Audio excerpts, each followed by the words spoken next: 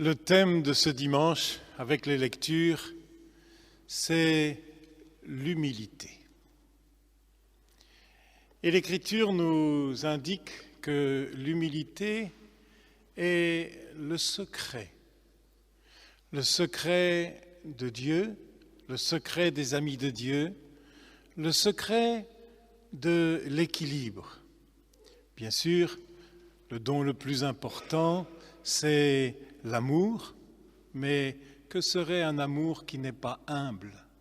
Il serait simplement domination, comme l'envisageait Jean-Paul Sartre en disant que l'amour est une autre manière de faire la guerre, d'inviter celui qui va dominer, celui qui va prendre le pas. Or, il en va tout autrement et bien sûr, il faut que nous ayons une idée claire de ce qu'est l'humilité. Elle ne ressemble à rien à cette pusillanimité qui est tellement fréquente aujourd'hui chez les chrétiens. Et vous savez, de dire quand on vous propose de faire quelque chose, oh non, vous savez, je suis pas capable, c'est pas possible, etc. Non, c'est pas. Et puis qui est simplement dérobade. L'humilité, ce n'est absolument pas ça, c'est même plutôt une sorte d'orgueil inversé, parce que dans ce cas-là, nous nous regardons. Or, l'humilité, c'est précisément la grâce de ne pas se regarder soi-même.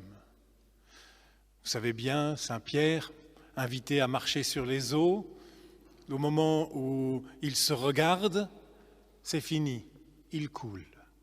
Mais s'il fixe les yeux sur Jésus, si son regard rencontre celui de Jésus, alors il marche. Et le Seigneur le soutient et lui fait accomplir d'ailleurs de grandes choses. Car l'humilité n'est pas contraire aux grandes choses. La reine de l'humilité, la Vierge Marie, elle est dans l'Église vraiment l'humble servante, la plus humble, la détentrice, j'allais dire, de la clé de l'humilité. Et pourtant, voici l'humble servante du Seigneur.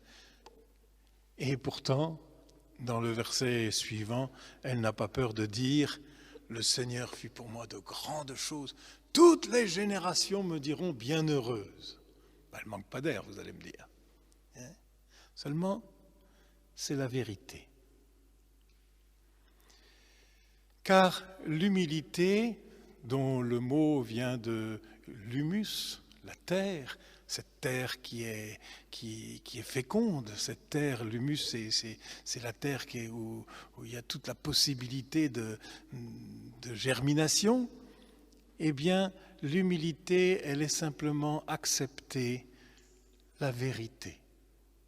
La vérité de ce que nous sommes. Bien souvent, notre grande difficulté dans notre vie toute simple, dans notre vie relation, dans notre vie avec nous-mêmes, dans notre vie avec Dieu, dans nos relations avec Dieu, souvent c'est très marqué dans nos prières, nous n'acceptons pas cette réalité. Et nous prions Dieu pour que ce soit autrement, suivant nos rêves. Et alors on invoque Dieu et on lui demande de faire le rôle de Deus ex machina, qui vient combler les trous qu'il y a dans le monde et faire marcher les choses qui ne marchent pas pour que ce soit, entre parenthèses, suivant notre volonté. Or, c'est peut-être l'image d'un Dieu tout-puissant qu'on veut s'imaginer.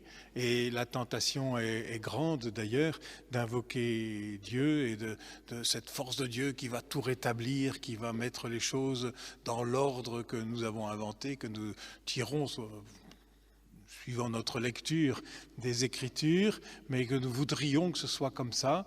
Et du coup, on n'a pas peur même d'invoquer la religion pour la violence, pour imposer notre pouvoir. Or, chez Dieu, il en est de toute autre manière. Et l'humilité est simplement une imitation, une suite de Dieu lui-même. Vous vous souvenez cet hymne des Philippiens que dans l'office on chante tous les samedis soirs? Lui qui était de condition divine, égal à Dieu. Il n'a pas saisi comme une proie le fait d'être Dieu, d'être égal à Dieu. Mais il s'est dépouillé, il s'est anéanti lui-même en se faisant homme, serviteur, jusqu'à la mort et la mort de la croix. Il ne veut pas nous aborder, lui le Dieu Tout-Puissant et nous les hommes pécheurs, de haut, nous commandant ce qu'il faut faire. Il va nous inviter, nous relever. Il va venir dans notre humanité, à côté de nous, à notre place.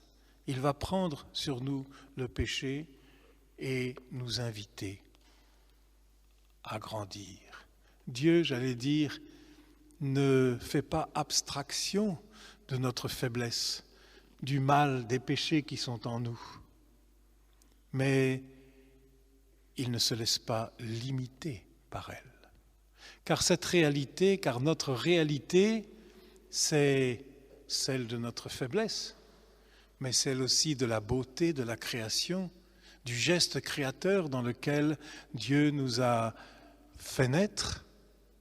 Et pour Dieu, ce n'est pas aboli. Et nous savons bien que si nous voulons vivre un peu de ce message de l'Évangile, de la charité, d'aimez-vous les uns les autres, nous avons besoin de nous voir et de voir les autres, non pas simplement avec nos blessures, avec nos péchés, avec le mal, mais aussi avec le poids de gloire, avec le dessein bienveillant dans lequel le Seigneur nous a appelés, qui est d'être comblés des bénédictions spirituelles, d'être des images de son Fils, de reproduire en nous cette vie et cette gloire du Fils.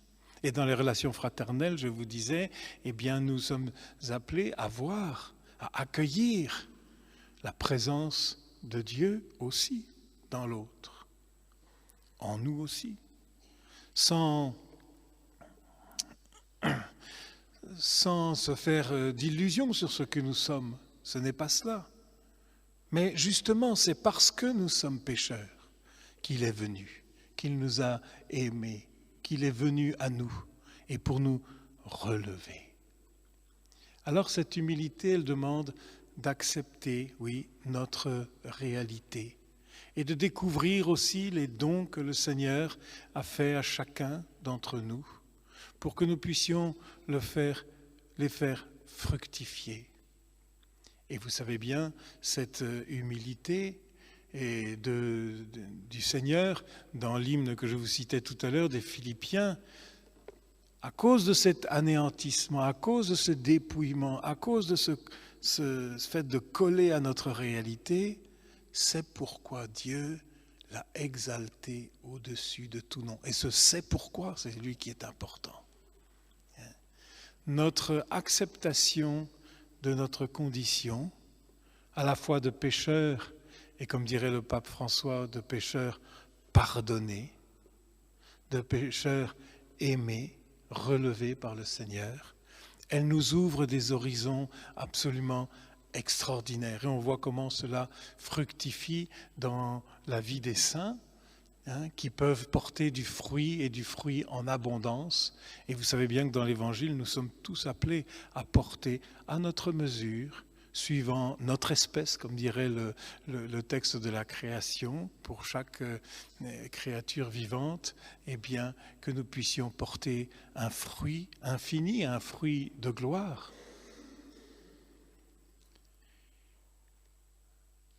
Cette humilité, elle nous est montrée aussi ici dans le texte de l'Évangile de Saint Luc, avec cette histoire de place. Je suis toujours quelque peu chagriné Quand les gens viennent me voir et qu'ils se posent, dans les groupes, les personnes se posent la question, mais quelle est ma place? Quelle est ma place dans la famille? Quelle est ma place dans mon couple? Quelle est ma place dans ma communauté? Quelle est ma place dans ma paroisse? En sentant que nous risquons souvent de vouloir, nous rêvons de prendre une place.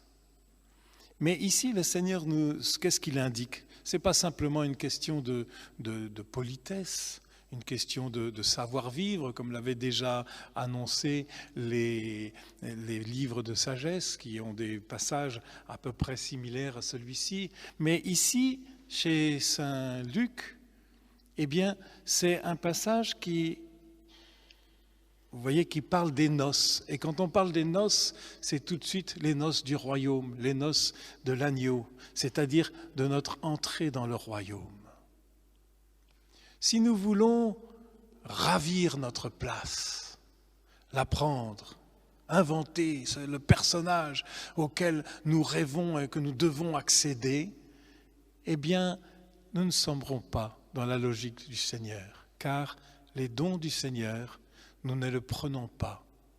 Nous sommes appelés à les recevoir. Vous vous souvenez de ce vieil adage? Qu'as-tu que tu n'aies reçu? Tout ce que nous sommes, nous l'avons reçu. Il n'y a qu'une chose peut-être qui nous est propre, c'est notre péché, le mal que nous sommes capables de faire. Mais tout le reste, notre vie, notre tempérament, nous l'avons reçu. Il s'est sculpté bien sûr dans notre histoire, mais cela nous est donné comme un don de Dieu. Vous me direz oui, mais ma vie, mais la vie de notre monde, c'est le tohu-bohu, c'est le chaos, c'est... Oui, mais l'œuvre du Seigneur, c'est pas de faire de nous des idoles, des belles sculptures.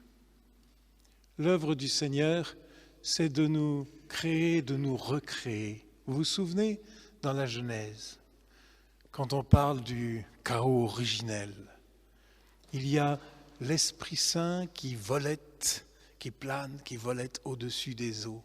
Et en araméen, le texte a un verbe qui dit, mais il couve, hein, il est là au-dessus. Et il est porteur de la parole de Dieu qui vient de mettre de l'ordre pour faire une création belle. Et quand on parle de la création de l'homme et la femme, on dit même que c'est très, très beau, très, très bon. Et notre vie, nous la recevons. On aimerait bien une autre vie, mais nous avons la nôtre. Et si nous la recevons, et recevons en même temps la grâce, le regard du Seigneur, ce regard d'espérance, ce regard de grâce, ce regard d'amour du Seigneur, alors nous allons nous relever. Le Seigneur va nous constituer petit à petit. Et c'est tout le rôle de notre vie intérieure, de notre vie spirituelle, de notre vie, du combat spirituel de notre vie, pour que nous nous laissions façonner, non pas suivant la logique du monde, mais suivant cette logique du Seigneur qui nous appelle à partager sa grâce et sa gloire. Dans la deuxième petite parabole qui est donnée, parce qu'on appelle ces petits récits des paraboles, justement, c'est parce que ça parle du royaume, eh bien, et ça nous donne la direction de notre vie. On parle encore de quand tu donnes, et on va au cœur de l'évangile, quand tu donnes un dîner, n'invite pas tes amis, ceux qui peuvent te rendre. Ce n'est pas une histoire, comme je vous disais au début, de politesse. Mais invite ceux qui ne peuvent pas te rendre. Et voyez, avec ça, on est au cœur de l'Évangile, au cœur de la catéchèse fondamentale de Jésus, dans cette catéchèse sur la montagne qui s'ouvre par les béatitudes, avec ce très beau texte, vous savez qu'on a le mercredi des cendres, hein, quand tu pries, quand tu jeûnes, quand tu fais l'aumône, Et vous voyez bien que ça prend toute notre vie de relation, le jeûne, la relation avec nous-mêmes, l'aumône, la relation avec les autres, la prière, la relation avec Dieu. Ne le fais pas suivant le regard des hommes. Ne le fais pas pour la galerie. Ne le fais pas pour te constituer une place. Mais fais-le parce que, en conscience, tu sais que c'est bien de le faire. Et c'est tout notre travail intérieur pour ne pas faire les choses en fonction du jugement des autres, en fonction des louanges ou des critiques des autres, mais le faire parce que c'est la volonté de Dieu, c'est le désir de Dieu, le désir de gloire du Seigneur pour nous. Alors, eh bien, quand tu donnes un déjeuner, n'invite pas tes amis, mais la traduction ici est au contraire, quand tu donnes une réception, bon, la nouvelle traduction a des avantages quelquefois, et ici, elle a un peu un désavantage, parce qu'une réception, bon, on va donner une réception, mais une réception, la réception des noces, c'est-à-dire quand tu donnes un festin. Alors invite les pauvres, les estropiés, les boiteux, les aveugles. Ces 4 catégories de personnes sont traditionnellement dans la Bible, eh bien, les gens exclus.